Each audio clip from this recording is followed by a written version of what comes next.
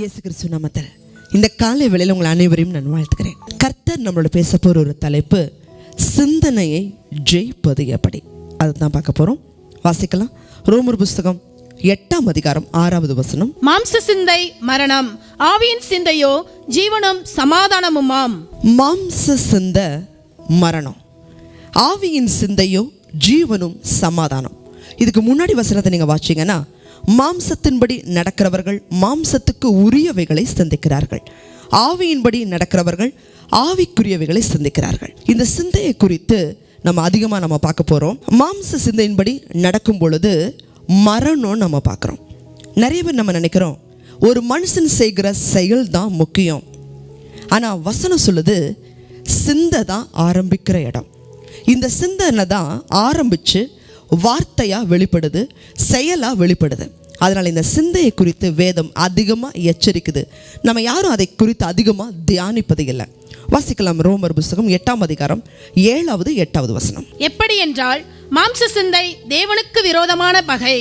அது தேவனுடைய நியாய பிரமாணத்துக்கு கீழ்ப்படியாமலும் கீழ்ப்படிய கூடாமலும் இருக்கிறது. மாம்சத்துக்குட்பட்டவர்கள் தேவனுக்கு பிரியமாய் இருக்க மாட்டார்கள். மாம்சத்துக்கு உட்பட்டவங்க தேவனுக்கு நிச்சயமா பிரியமாய் இருக்க முடியாது, கீழ்ப்படியவும் முடியாது. இன்னைக்கு நம்ம எல்லாருமே மனுஷனுடைய முகத்தை பார்க்குறோம். ஆனால் தேவன் ஒரு மனுஷனுடைய இருதயத்தை தான் பார்க்குறாரு. நம்ம நினைக்கிறோம் செயல்பாடுகளை வச்சு தான் தேவன் நியாயம் தீர்க்கிறார்ன்ட்டு. இல்லை, செயல்பாடுகளுக்கு முன்பதாகவே ஒரு மனிதன் சிந்தனையில் என்ன யோசிக்கிறான், அவன் என்ன பேச நினைக்கிறான், அதை தேவன் ஆராய்கிறவர். அதற்கும் கூட நியாய தீர்ப்பு வருகிறது. அதைத்தான் நம்ம பார்க்க போகிறோம். தாவீது உடன்படிக்கை பெட்டி எருசலேமுக்குள்ள வரும் பொழுது அந்த உடன்படிக்கை பெட்டிக்கு முன்பாக குதித்து நடனம் பண்ணி சந்தோஷமாக நடனம் பண்ணிட்டு வர்றாரு. வரும் பொழுது அவருடைய மனைவி தூரத்துலேருந்து பார்க்குறாங்க. பார்த்து தன்னுடைய இருதயத்தில் அவமதிக்கிறாங்க. ஏன்னா அந்த தேசத்துடைய ராஜா தாவீது. ஒரு தேசத்துக்கே ராஜாவா இவர் இருக்கிறாரு. ஆனால் பல பெண்கள் முன்னாடி இப்படி நடனம் பண்ணிட்டு வராருன்னு சொல்லி இருதயத்தில் அவமதிக்கிறாங்க. வாசிங்க 2 சாமுவேல் 6ஆம் அதிகாரம் 16வது வசனம். கர்த்தருடைய பெட்டி தாவீதின் நகரத்திற்குள் பிரவேசிக்கிற போது சவுலின் குமாரத்தியாகிய மீகாள் பலகணி வழியாய் பார்த்து, தாவீது ராஜா கர்த்தருக்கு முன்பாக குதித்து நடனம் பண்ணுகிறதை கண்டு தன் இருதயத்திலே அவனை அவமதித்தாள். இருதயத்தில் அவமதிக்கிறாங்க. இன்னைக்கு இது எல்லாருமே சராசரியா நம்ம இருதயத்தில் செய்கிற தவறுகள். வாய் வழியா அநேகர் பேசாமல் இருக்கலாம், செயல்பாடுகள் மூலமாக தங்களை பரிசுத்தவான்களை போல காட்டிக்கலாம். ஆனால் சிந்தனையில் எளிமையாக மற்றவங்கள அற்பமாக நினைக்கிறோம், அற்பமாக யோசிக்கிறோம்.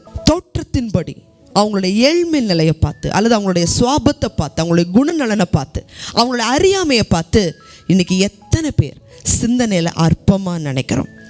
தாவீது கர்த்தருக்காக நடனம் பண்ணிட்டு வர்றாரு. அவங்க மனைவி இருதயத்தில் அவமதிக்கிறாங்க. நடந்தது என்ன? வாசிங்க. 2 சாமுவேல் 6ஆம் அதிகாரம் 23வது வசனம். அதனால் சவுலின் குமாரத்தியாகிய மீகாளுக்கு மரணமடையும் நாள் மட்டும் பிள்ளை இல்லாதிருந்தது. தாவீதுட்ட போய் அவங்க சண்டை போடல, வாக்குவாதம் பண்ணலை, பிள்ளி சுனியம் வைக்கல, யார்ட்டையும் சண்டைக்கு போகல. கர்த்தருக்காக தாவீது நடனம் பண்ணிட்டு வராரு. இதை அவங்க இருதயத்தில் அற்பமாக நினைக்கிறாங்க. தாவீது ஒரு ராஜா, ஆனால் நடு தெருவில் இப்படி ஆடிட்டு வராரேன்னு சொல்லி அற்பமாக நினைக்கிறாங்க.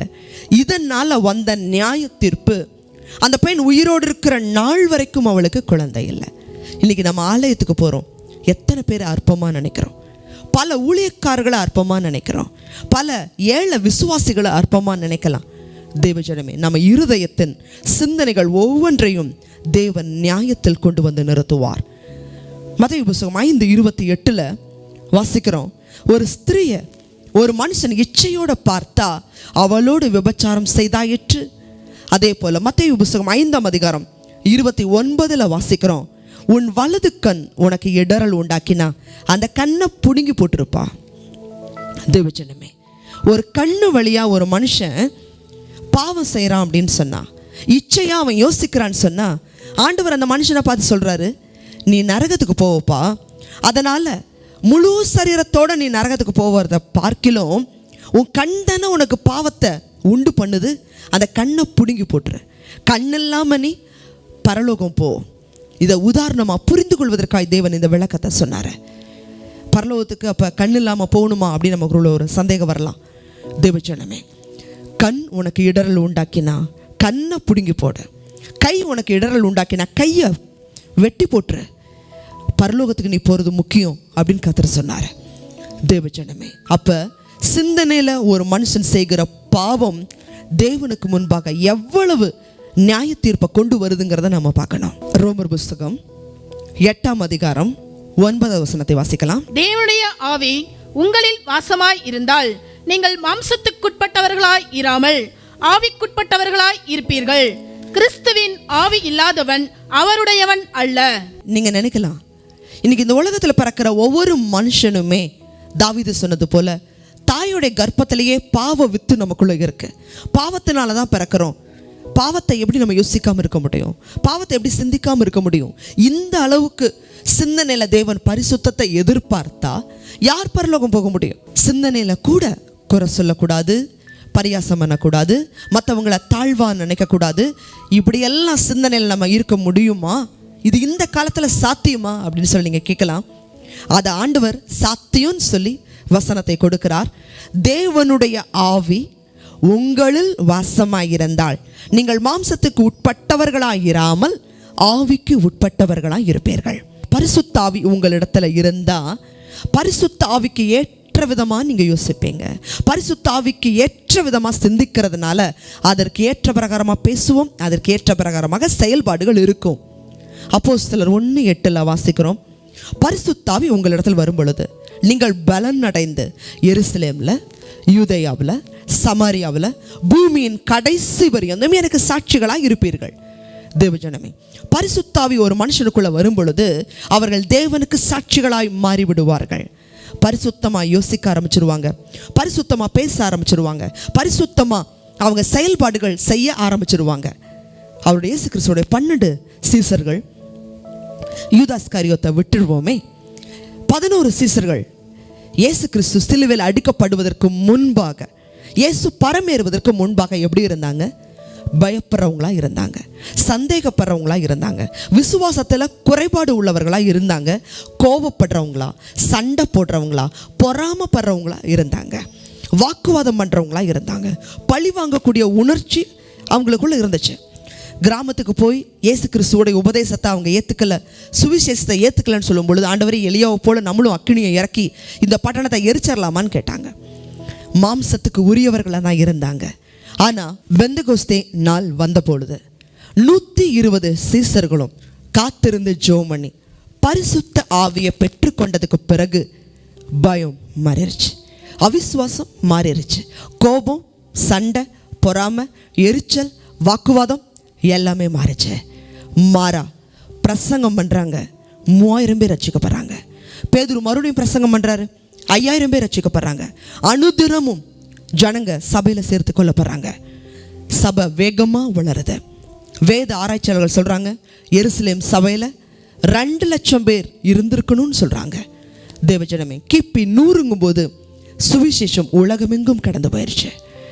பரிசுத்த ஆவி உங்களிடத்தில் வரும் பொழுது நீங்கள் பலன் அடைவீர்கள். உங்கள் சிந்தனையை நீங்கள் ஜெயிக்க முடியும். தேவஜனமே, எனக்கு பிசாசு அநேகரை சிந்தனையில் பாவம் செய்ய வைத்து கொண்டு இருக்கிறான். வெளியரங்கமாக பார்க்கும் பொழுது தெரியாது. ஆனால் இன்னைக்கு அநேகர் குழந்தைகளில் இருந்து, பெண்களில் இருந்து, வாலிபர்களில் இருந்து, முதியவர்கள் இருந்து அவங்க சிந்தனைகளில் பாவம் செய்ய வைத்து தூண்டுகிறான். உங்கள் சிந்தனைக்காகவும் இயேசு சிலுவையில் அடிக்கப்பட்டார். அவருடைய முள்முடி அவருடைய நெத்தில வைத்து அழுத்தப்பட்டது. நமக்காகவும் அவர் சிந்தனையில் காயப்பட்டார்.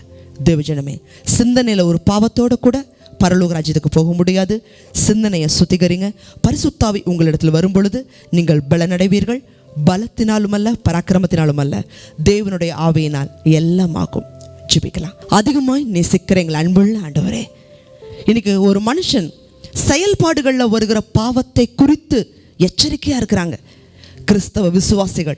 ஆனால் சிந்தனையில் வருகிற பாவத்தை குறித்து பெருசாக நினைக்கிறது இல்லைப்பா. அது ஒரு பாவம்னே அவங்க யோசிக்கிறது இல்லை. ஆனால் கர்த்தர் சொல்கிறீங்க, சிந்தனைகளையும் தேவன் நியாயத்தில் நிறுத்துகிறவர். அநேகர் அதை ஜெயமெடுக்க முடியாமல் இருக்கலாம். ஆனால் இன்னைக்கு எங்களுக்கு ஏற்ற சதியத்தை கொடுத்துருக்கிறீங்கப்பா. தகப்பனே, மாம்ச சிந்தை மரணம், ஆவியின் சிந்தை ஜீவன். இந்த மாம்ச சிந்தை நாங்கள் எதனால் ஜெயிக்க முடியும்? தேவனுடைய ஆவி உங்களில் வசமாக இருந்தால் நீங்கள் மாம்ச சிந்தையை ஜெயிக்க முடியும். நாங்கள் பார்த்தோம்ப்பா. தகப்பனே, இந்த செய்தி கேட்குற ஒவ்வொரு ஜனங்களும் பரிசுத்த ஆவியினால் மாம்ச சிந்தையை ஜெயிக்க உதவி செய்யுங்க. ஒருவராகிலும் கெட்டு போகக்கூடாது. கிருபையா உம்முடைய வருகையில் நாங்கள் எல்லாரும் எடுத்துக்கொள்ளப்பட கிருபை தாங்க. இயேசுவின் நாமத்தில் ஜெபிக்கிறோம் நல்ல பிதாவே, ஆமென். தேவஜனமே, பரிசுத்த ஆவியினால் உங்கள் சிந்தனையை ஜெயிங்க. கர்த்தர் உங்களை அநேகருக்கு ஆசீர்வாதமாக மாற்றுவார். ஆமென்.